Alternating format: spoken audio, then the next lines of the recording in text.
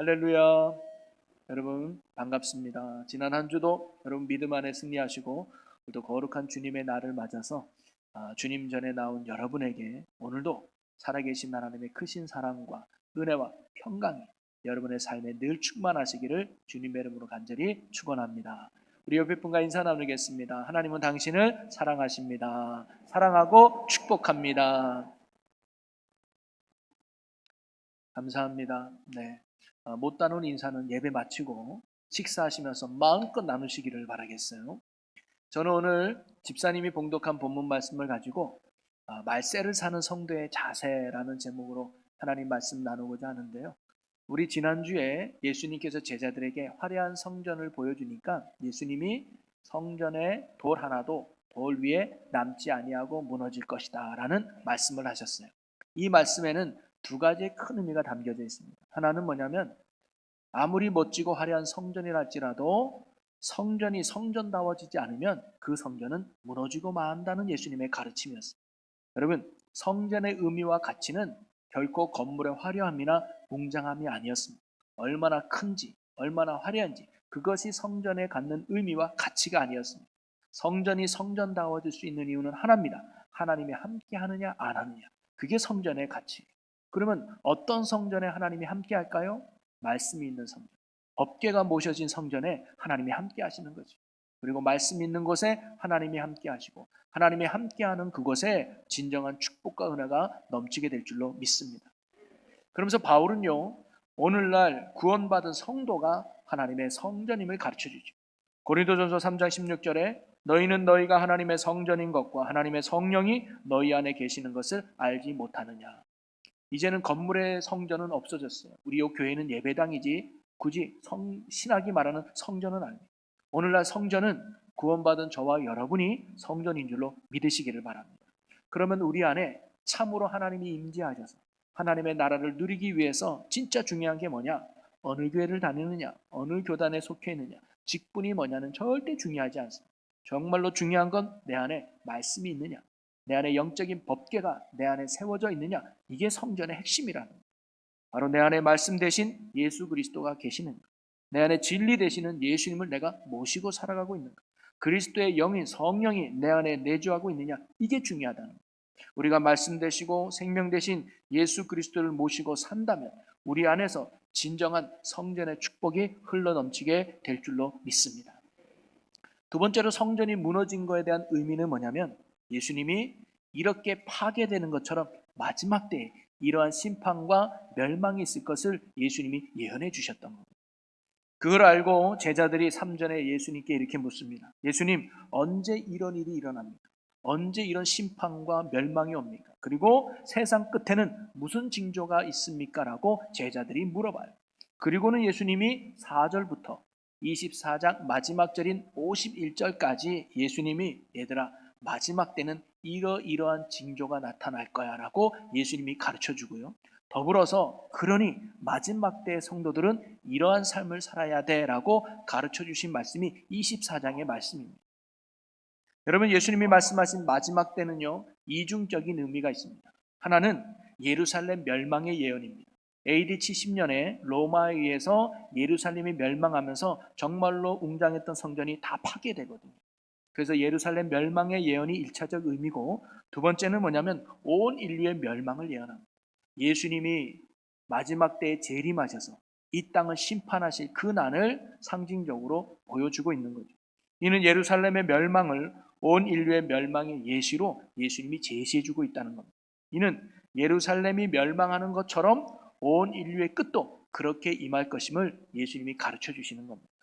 여러분, 우리가 예수님을 믿는다고 할 때 우리는 예수님의 5가지 복음을 믿는 거예요. 첫째는 예수님이 이 땅에 오신 탄생, 그리고 그 주님이 십자가에서 죽으셨다는, 그리고 세 번째가 죽음을 이기고 부활하셨다는, 그리고 네 번째가 부활하신 예수님이 이 땅에 계시다가 하나님 우편에 올라가신, 승천하신, 그래서 지금도 살아서 성령과 더불어 우리와 동행하고 있다는, 그리고 마지막 5번째가 마지막 때가 되면 예수님이 다시금 이 땅에 내려오셔서 이 땅을 심판하시고 우리에게 참된 구원과 부활과 생명의 나라를 허락해 주신다는 겁니다. 여러분, 예수님은 하나님이 정하신 때에 반드시 재림하셔서 이 땅을 심판하신 줄로 믿으시기를 바랍니다. 그러면서 예수님이 24장에서 이렇게 마지막 때와 관련해서 두 가지를 가르쳐줘요. 첫째는 뭐냐면 마지막 때에 나타날 징조에 대해서 예수님이 이야기해 줍니다. 얘들아, 마지막 때는 이런 일이 일어날 거야. 그리고 나아가서 두 번째는 마지막 때의 성도들은 어떠한 믿음과 자세로 살아가야 될지를 예수님이 가르쳐 주고 있는 거죠. 그러면서 저는 오늘 이 두 가지를 여러분과 함께 나눠 보려고 합니다. 그래서 저와 여러분이 오늘 이 말씀을 통해서 마지막 시대를 살아감에 있어서 거짓의 유혹에 미혹되지 않고 어떠한 환난이 와도 두려워하지 않고 그리고 끝까지 믿음을 지켜 승리하는 저와 여러분의 귀한 믿음의 삶이 되시기를 주님의 이름으로 간절히 축원합니다. 먼저 예수님이 말씀하신 마지막 때의 징조가 뭔지를 한번 살펴보려고 하는데요. 모두 5가지로 정리해 볼 수 있습니다. 첫째는 뭐냐면 마지막 때에는 미혹하는 자들이 일어난다. 자, 우리 4절과 5절을 여러분 같이 한번 읽어보겠습니다. 예수께서 대답하여 이르시되 너희가 사람의 미혹을 받지 않도록 주의하라. 많은 사람이 내 이름으로 와서 이르되 나는 그리스도라 하여 많은 사람을 미혹하리라. 아멘. 마지막 때는 거짓 그리스도가 나타나서 성도들을 미혹한다는, 이 미혹한다는 건 길을 잃게 만든다는 의미입니다. 즉 믿음의 길을 잘 가고 있는데 우리를 유혹해서 그 믿음의 길을 이탈하게 만든, 그래서 결국 구원받지 못하도록 만든다는 거죠. 여러분, 마지막 때는 거짓 복음이 넘쳐납니다. 가짜가 판을 쳐요.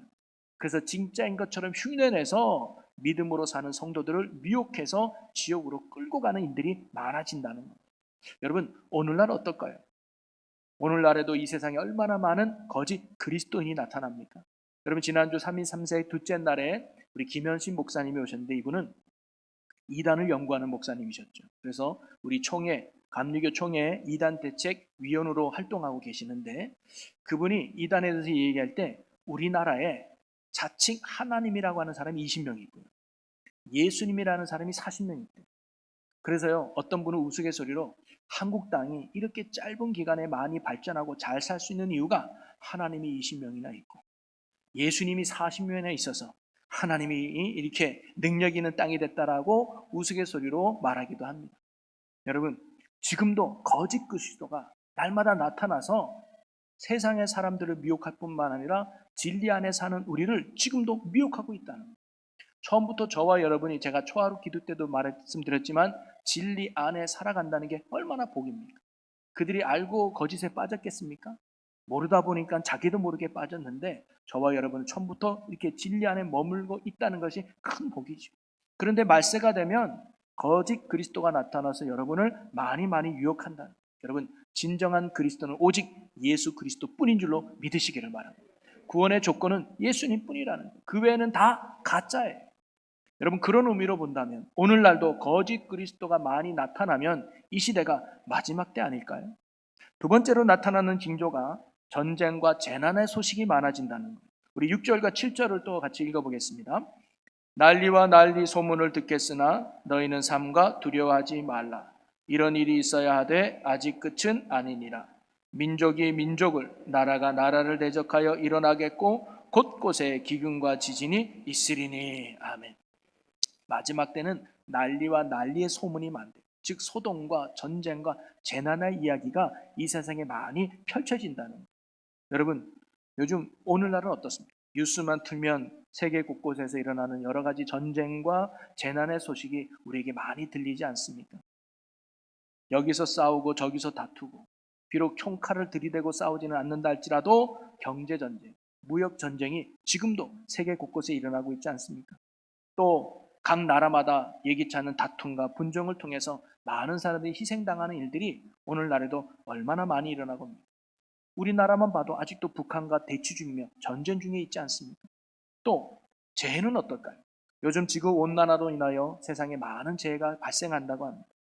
자연을 관측한 100년의 기록을 보면 이 온난화를 통해 해수면이 상승하면서 홍수와 태풍과 폭염과 가뭄 등이 많이 늘어났다고 해요.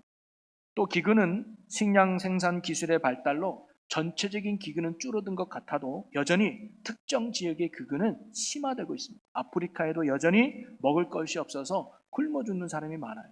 한쪽은 너무 배불러서 남기는데 여전히 한쪽은 굶어 죽는 사람이 이 땅에는 많다는 것. 또 무분별한 개발로 인하여 산사태나 산불 등 많은 재해들이 넘쳐나는 게 요즘 시대라는 거예요. 자, 그러면 마지막 때의 말씀처럼 이 시대가 많은 재난과 기근과 또 전쟁에 있으므로 마지막 때가 이때가 아니겠습니까? 또 세 번째로 성도들이 미움을 받게 된다고 말합니다. 우리 9절 말씀을 같이 읽어보겠습니다. 그때에 사람들이 너희를 환란에 넘겨주겠으며 너희를 죽이리니 너희가 내 이름 때문에 모든 민족에게 미움을 받으리라. 그때는 그 후에요. 이렇게 재난이 나고 전쟁이 나고 이렇게 사회가 우선순할 때 사람들이 너희 즉 믿는 자들을 환란에 즉 핍박받도록 넘겨주고 심지어 죽이기까지 한다는 거예요. 그러면서 모든 민족이 우리 예수 믿는 사람을 미워할 날이 온다는 것입니다. 사실 이러한 일이 과거 예수님 AD 60년 70년경에 로마와 예루살렘에서 일어났습니다. 앞에서 얘기했지만 예수님의 이 멸망의 첫 번째 의미는 예루살렘 멸망이라고 얘기했잖아요. 당시 예수를 믿는다는 이유로 많은 그리스도인들이 고난을 받고 심지어 죽음을 겪어야만 했습니다. 특별히 AD 64년에 로마에 큰 화재가 있었습니다. 그런데 그때 당시 폭동이었던 네로 황제가 이 책임을 그리스도인에게 전가시켜요. 그가 그리스도인을 싫어했거든요. 왜? 내가 준데 그리스도인들은 예수가 주라고 말하니까 기분 나빠요. 그래서 이 책임을 그리스도인에게 넘겨서 많은 그리스도인들이 붙잡혀서 목숨을 잃게 되는 일이 많이 발생했습니다. 이때부터 기독교는 불법 종교로 낙인이 찍혀서 그리고 나아가 예수를 주로 시인하는 신앙은 국가신앙, 즉 황제를 숭배하는 이 신앙에 대해 반역하는 것으로 간주하여서 그리스도인들은 모든 민족에게, 그 당시는 로마가 지배하고 있었으니까요, 로마인들에게 미움을 받고 핍박과 처형의 대상이 되었던 겁니다. 그래서 우리가 가끔 영화에 보면 그리스도인이 십자가에 못 박혀 죽은 일도 발생하고 원형 경기장에 묶어놓고 굶주린 짐승의 밥이 되게 하고 심지어는 나뭇가지 위에 세워놓고 불태워서 죽여버리는 일들도 그 당시 많이 일어났다는 거예요. 그래서 초대교회 교부였던 테르툴리아누스는요, 그리스도인이라는 이름만으로도 죄가 되었다라고 기록하고 있고요. 역사자 타키투스는 그들은 극심한 고문을 받으며 조롱당했고 그들의 피는 거리를 적셨다라는 기록이 남아 있습니다. 이처럼 당시 그리스도인은 예수 믿는다는 이유만으로 핍박을 당해야만 했고 그리스도인이라는 이유만으로 사람들에게 미움을 받아야만 했습니다. 이게 마지막 때에 일어나는 현상을 이야기하면서 마지막 때에 이와 같은 일들이 일어난다는 거예요. 여러분, 오늘날 그리스도인들에 대한 사람들의 반응은 어떨까요? 사람들에게 칭찬을 받고 있습니까? 아니면 미움을 받고 있습니까? 제가 어렸을 때는 칭찬을 받았던 것도 같아요. 제가 80년대에 어렸을 때 TV를 켜면 주일날, 일요일날 아침 6시 반만 되면 KBS인지 MBC인지는 모르겠지만 여의도 순복음교회 조용기 목사님의 설교가 틀어졌었어요. 주일이니까 교회 못 가는 사람 예배 드려라 뭐 이런 의미로 설교를 틀어줬습니다. 그만큼 사회적으로 기독교가 영향력이 있었다는 거죠. 그런데 오늘날은 어떻습니까?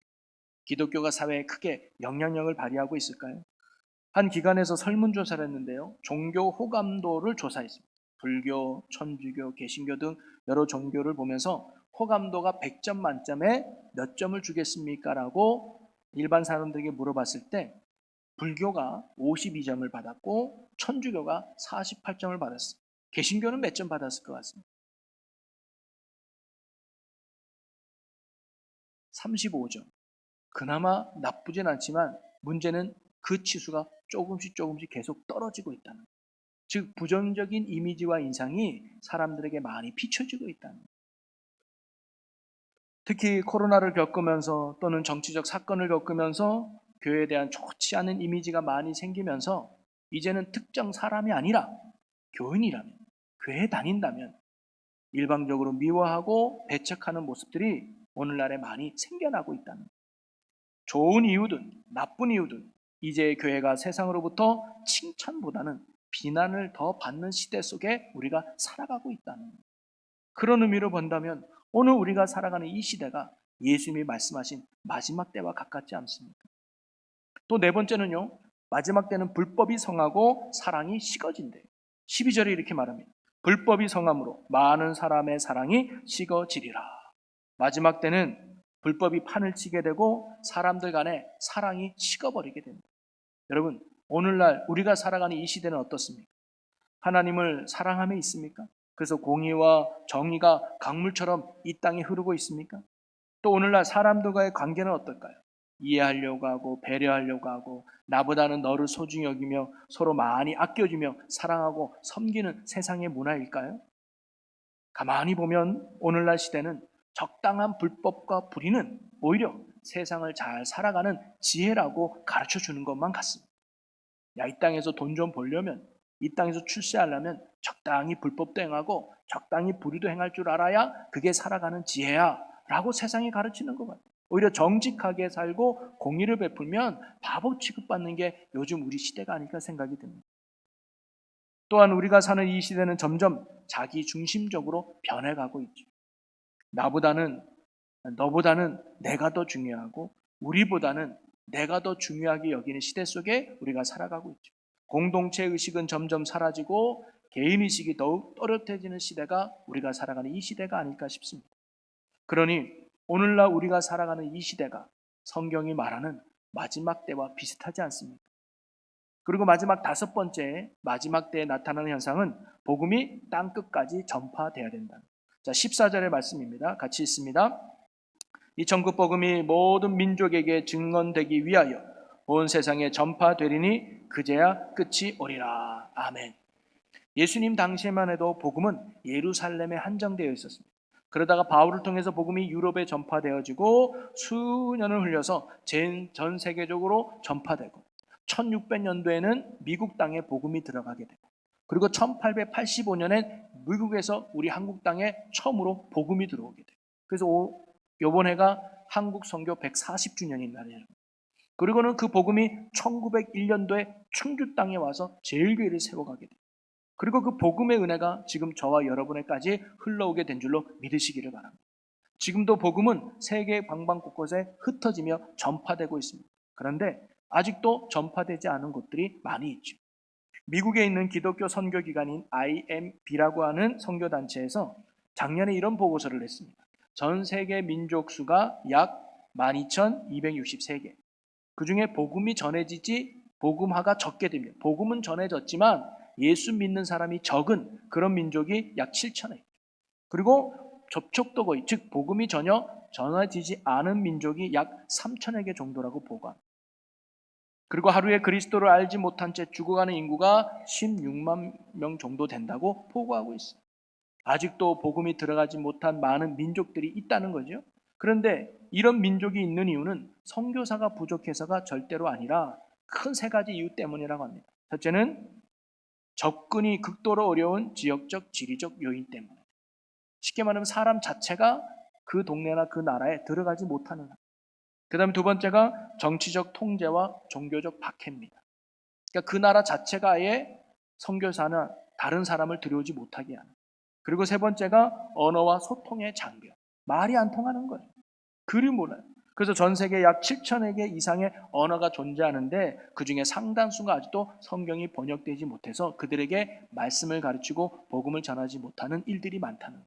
그래서 우리가 지난번에 대한성서공회에서 성경책을 번역해서 보급하는 사역을 하고 있다고 알려줬잖아요. 그래서 그 일에 또 여러분들이 많이 동력해 주셔서 또 섬길 수 있어서 참 감사한데요. 여러분의 그런 작은 씨앗이 복음의 큰 열매로 맺어지게 될 줄로 저는 믿습니다. 그런데 이 보고서뿐만 아니라 요즘 나오는 이야기가 뭐냐면 아직도 이렇게 복음이 전해지지 못하고 성경이 없어서 말씀을 듣지 못하는 민족도 있지만 이거는 이제는 시간 문제랍니다. 옛날에는 100년 걸렸던 복음의 메시지가 이제는 10년 안에, 5년 안에 금방 나올 수 있다는 거예요. 왜냐? 인터넷과 영상과 과학의 발전으로 말미암아 언어의 장벽이 점점 빨리 허물어지고 있다는 거예요. 그래서 쉽게 번역이 되고 쉽게 인쇄가 되고 쉽게 전할 수 있게 되는. 그래서 어떻게 보면 한국 땅에 있는 선교사가 아프리카에 있는 원주민에게 영상으로 복음을 전하며 직접 전할 수 있는 그런 일들이 이제는 일어날 수 있다는 거예요. 그래서 그 속도가 굉장히 점점 빨라진다는 거예요. 예수님의 마지막 때는요, 모든 사람들이 복음을 믿을 때가 아니라 모든 사람들에게 복음이 전파될 때가 마지막이라. 그러니 땅끝까지 복음을 전파하는 날이 이제 곧 멀지 않았다는 거예요. 그런 의미로 보면 오늘 우리가 살아가는 이 시대는 바로 마지막 때라고 말할 수 있지 않겠습니까? 그러면서 오늘 예수님의 예언의 말씀은요, 먼 미래의 성도들에게 주시는 말씀이 아니라 오늘 이 시대를 살아가고 있는 저와 여러분에게 주시는 주님의 말씀인 줄로 믿습니다. 왜? 우리가 살아가는 이 시대가 마지막 때이기 때문이죠. 그러니 이제 예수님이 곧 재림하실 때가 가까워짐을 알고 우리가 그에 맞는 믿음의 삶을 굳게 살아가야 될 줄로 믿습니다. 그러면 이러한 마지막 때를 살아가는 우리는 어떻게 살아가야 될까요? 예수님은요, 마지막 때의 징조만 말씀해 주신 것이 아닙니다. 그리고 예수님이 마지막 때의 징조를 말씀하신 이유는 뭐냐면요, 너희들이 마지막 때가 언제인지를 알아서 거짓에 미혹되지 말라는 거예요. 그리고 어떤 환난이 와도 두려워하지 말라는 거예요. 그리고 이 시대에 우리가 어떤 믿음으로 살아야 되는지를 예수님이 가르쳐 주고자 했습니다. 그 내용이 뭐냐? 42절과 44절까지. 우리 42절과 44절을 같이 읽어보겠습니다. 성도가 어떤 자세로 살아가야 되는지 우리 함께 읽습니다. 그러므로 깨어 있으라. 어느 날에 너희 주가 임하는지 너희가 알지 못함이니라. 너희도 아는 바니 만일 집주인이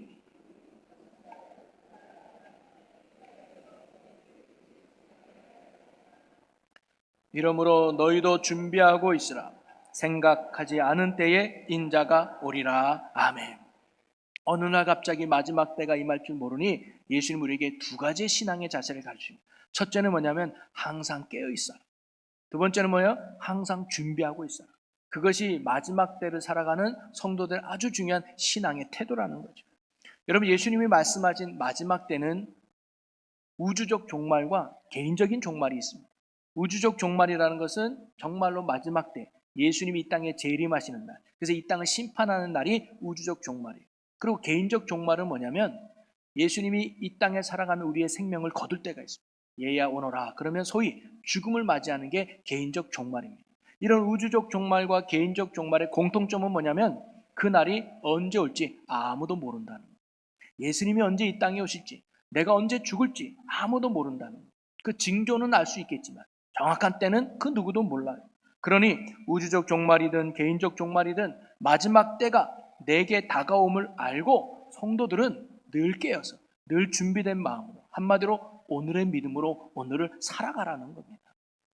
그리고 구체적으로 깨어있다는 것이 뭔지, 준비한다는 것이 뭔지, 어떤 의미인지는 예수님이요 25장에서 세 가지 비유, 열처녀, 그 다음에 달란트, 그리고 양과 염소의 비유를 통해서 우리에게 사실 가르쳐주고 있거든요. 깨어 있어야 된다라는 것은 열처녀 비유를 통해서, 준비해야 된다 이거는 달란트 비유를 통해서, 그래서 어떤 결과가 일어나느냐, 양과 염소의 비유를 통해서 25장 예수님이 가르쳐줘요. 이 구체적인 것은 저희가 다음에 한번 나눠보기로 하고, 오늘은 제가 결론적으로 핵심만 함께 나누려고 합니다. 두 가지 뭐예요? 깨어 있어야 되고 준비하라는 거예요. 자, 먼저 우리 성도는요 마지막 때에 깨어 있어야 돼요. 여러분, 깨어 있으라는 건요 단순히 잠도 자지 말고 24시간 눈 뜨고 있어야 되느냐, 그런 말이 절대 아니죠. 이거는 항상 영적으로 경계하고 정신을 바짝 차리며 살아가라는 말씀입니다.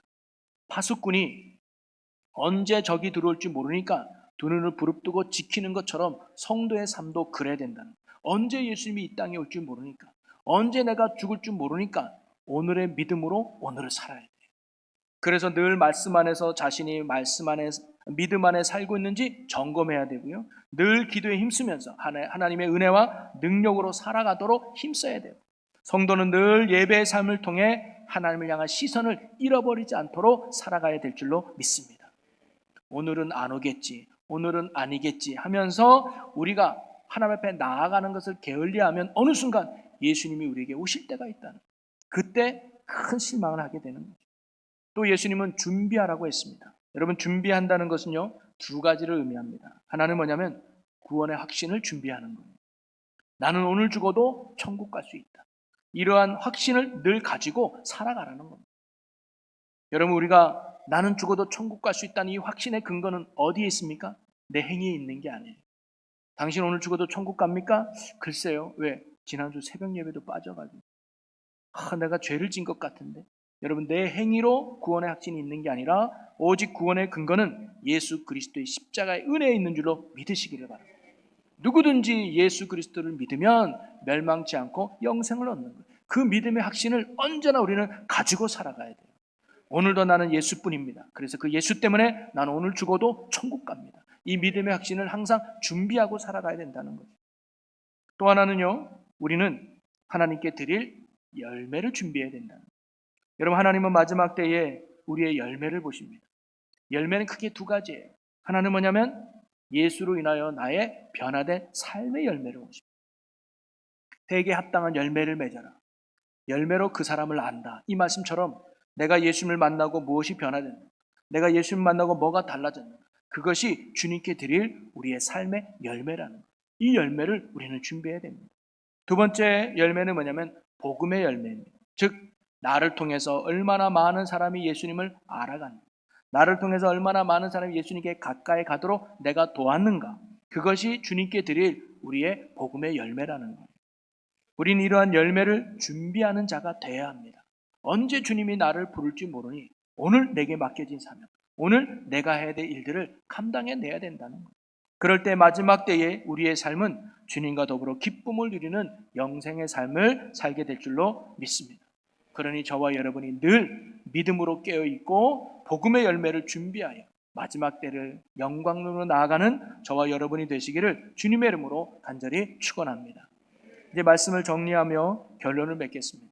사랑하는 성도 여러분, 오늘 저와 여러분은 마지막 때를 살아가고 있는 성도들임을 기억해야 합니다. 이제 예수님이 오실 날이 얼마 남지 않았고 또 언제 주님이 나를 부를지 우리는 모르는 인생이에요.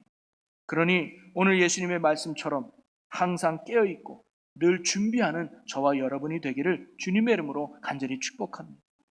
여러분, 우리가 늘 믿음 안에 깨어있는 자들이 되기를 바랍니다. 말씀에 늘 깨어있고 기도함에 늘 깨어있고 예배함에 늘 깨어있는 성도들이 되기를 바랍니다. 그런데 혹시 여러분은 어느 영역에 혹시 잠들고 계시지는 않습니까? 우리가 늘 말씀과 기도와 예배에 늘 깨어서 주님을 향한 우리의 믿음의 시선을 잃어버리지 않고 주님을 꼭 붙들고 주와 늘 동행하는 참된 믿음으로 살아가는 저와 여러분이 되기를 주님의 이름으로 간절히 소망합니다. 그리고 우리는 늘 준비하는 자가 되어야 돼요. 언제 예수님이 오셔서 아무런 열매도 없이 부끄러운 구원이 아니라 주님께 기쁨으로 드릴 열매를 늘 깨어 준비해야 된다는 거예요. 오늘도 주님이 나를 불러도 아멘 하며 주님 품에 달려나갈 수 있는 구원의 확신을 날마다 준비하고 사는 저와 여러분이 되기를 바랍니다. 그리고 그 구원의 근거는 절대 내게 있는 것이 아니라 예수 그리스도의 보혈이 있다는 거예요. 날마다 십자가의 흔적을 가지고 날마다 예수님을 붙들고 구원의 확신 속에 살아가는 여러분이 되기를 간절히 소망합니다.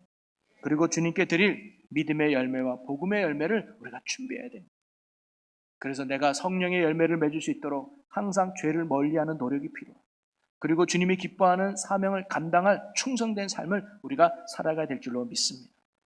그러니 사랑하는 성도 여러분, 우리가 늘 믿음 안에 깨어있는 자들이 되고 복음의 열매를 잘 준비하는 자들이 되어서 주님이 오실 때, 그리고 이 땅에 사명을 마치고 주님 앞에 섰을 때 기쁨과 감사로 주님 품에 안기며 영원한 생명을 누리며 살아가는 저와 여러분 모두가 될 수 있기를 주님의 이름으로 간절히 축원합니다. 우리 이 시간 오늘 주신 말씀을 붙들고 우리가 머리가 아닌 가슴이 아닌 삶으로 우리가 살아낼 수 있도록 이 시간 함께 결단하며 기도하기 원합니다. 주님, 마지막 때를 살아가는 우리가 늘 깨어 준비하는 자로 살아가게 하옵소서. 믿음을 잃지 않도록 날마다 말씀과 기도와 예배에 깨어있는 자가 되게 하시고 주님께 드리는 믿음의 열매와 복음의 열매를 늘 준비하는 자로 살아가게 하여 주시옵소서라고 우리 다 같이 주여 한번 외치고 우리 함께 통성으로 기도하겠습니다. 주여 하나님, 우리가 마지막 때를 살아가고 있는 자들임을 잊지 않게 하여 주옵소서. 곧 예수님이 오실 것이고 우리도 언젠가는 주님의 부르심을 받아야 될 자들임을 인식하고 오늘의 믿음으로 오늘 사는 자들이 되게 하여 주옵소서.